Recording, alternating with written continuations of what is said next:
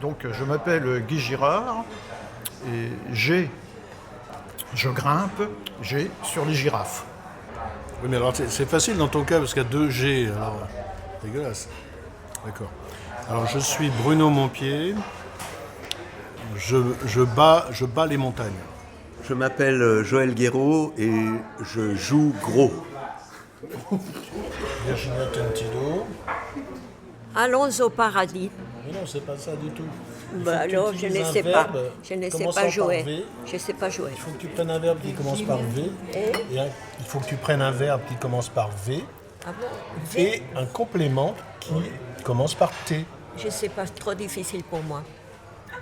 Où je vagis dans les théières. Je vagis dans les ténèbres. Dans les ténèbres, très bien, c'est très joli. Je vagis dans les ténèbres. Donc, c'est ça, vagir. C'est les bébés. Vagir. Vagir, ça veut dire c'est les bébés qui crient, qui pleurent. Nous pouvons vagir tous ici, là. Allons-y. Bon. Hot coffee, yes. And first a glass of water? Yeah. Okay, please. Ou tu préfères en français? No, but try not to speak to me. As if you're alone. Ok. Je suis Joël Guéraud. Je suis membre du groupe surréaliste de Paris depuis 1995.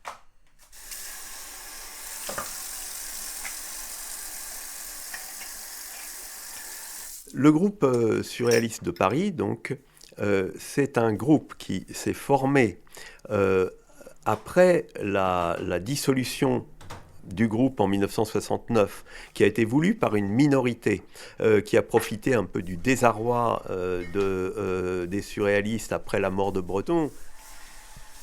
On est une quinzaine à participer à la revue et à se réunir lorsqu'on peut à Paris.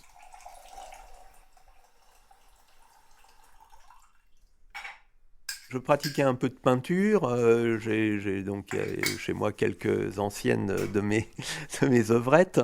J'écrivais de la poésie, beaucoup de poèmes automatiques, et en même temps, je m'intéressais à la théorie critique et à la philosophie. Bon, les surréalistes ont toujours eu pour idée que la forme d'expression ne devait pas être spécialisée, qu'on pouvait écrire de la poésie, mais aussi faire des collages, faire de la peinture, de la sculpture, même si on n'y connaissait rien, en fait, puisque ce qui compte, c'est le plaisir et le désir de s'exprimer dans une matière ou dans une autre.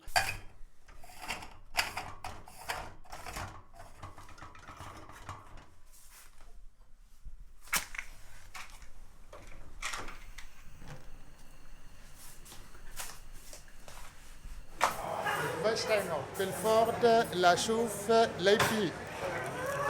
Warsteiner. Oui. Belfort. Je vais vous montrer la revue.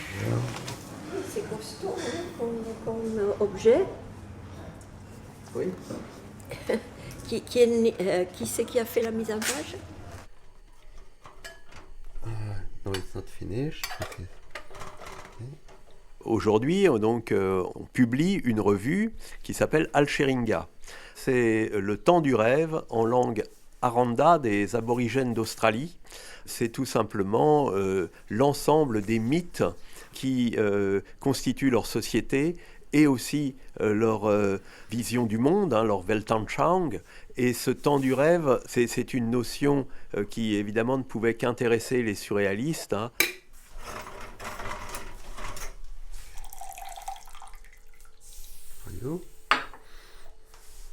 Alors, on va passer maintenant dans mon bureau.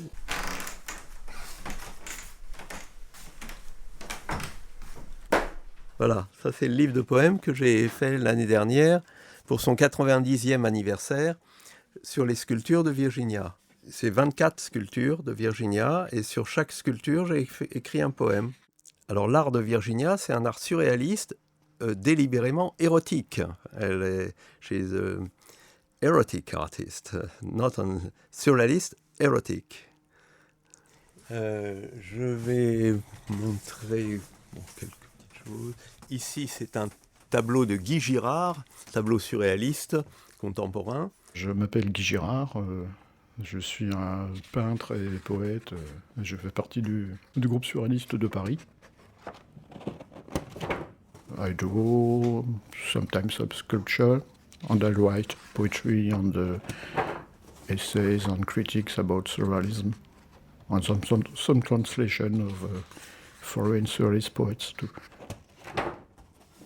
And I sleep.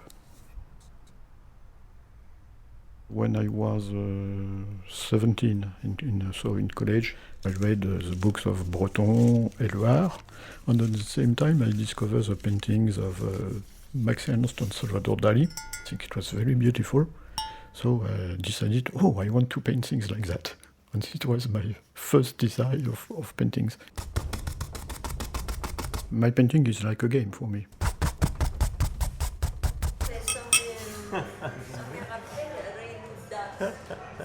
Le jeu consiste à proposer aux joueurs un nom d'une personne existante ou de quelqu'un qui est mort et de dire, voilà, est-ce que vous êtes prêt alors à lui ouvrir votre porte, c'est-à-dire à l'accepter parmi vous ou pour discuter, ou bien refuser de l'accueillir.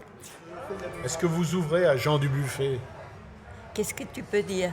Alors Michel Onfray, est-ce que vous ouvrez à Michel Onfray? Alors Michel Onfray, non seulement j'ouvre la porte pour lui balancer une tarte au vitriol. D'accord. Est-ce que vous ouvrez Greta Thunberg? Je lui ouvre pas. Oui. Elle a déclaré elle-même qu'elle n'était pas contre le capitalisme et donc en déclarant ça, elle ne se rend pas compte qu'en fait tout son combat est voué à l'échec total puisque elle va juste favoriser l'émergence d'un capitalisme vert qui poursuivra la destruction de la planète simplement en la rendant un peu moins rapide. Moi je lui ouvre, mais pas pour son combat pour la planète, etc. Mais parce qu'elle me touche comme personne, comme jeune fille qui a un syndrome d'Asperger et qui est infiniment touchante. Et elle a eu un courage incroyable d'aller insulter tout le monde à l'ONU quand elle a dit « Shame on you ». C'était très impressionnant quand même. Et je crois qu'elle a été un peu dépassée. Elle est très jeune, hein. Je ne sais pas quel âge elle a aujourd'hui, elle a disparu. Oui, mais à l'époque, elle avait dans les... In our capitalist civilization, a game is looked like something nearly useless. It is not useless if it helps to produce money. And in the different civilization, in so-called primitive civilization, game is very important as not like entertainment, but rituals of communication with the cosmos. Surrealist point of view is very close to that.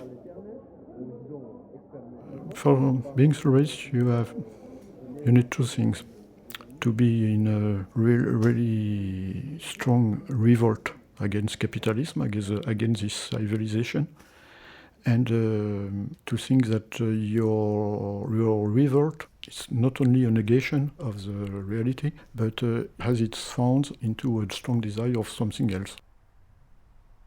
You have the key for liberating the language, the human spirit, and that could be a new start for a new world.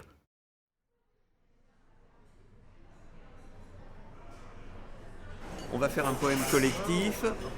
Alors c'est sur le principe du cadavre exquis. Chacun écrit 3 lignes. Voilà, ça vient. Replie le papier, laisse la ligne inférieure lisible et le suivant écrit 3 lignes et ainsi de suite. Et on fait, comme on n'est que 4 là, on va faire 2 tours. Donc ça va faire un poème un peu plus long qu'un sonnet. Voilà. Peux-tu me dire, c'est momie ici, hein? Momie. Oui, une momie, d'accord.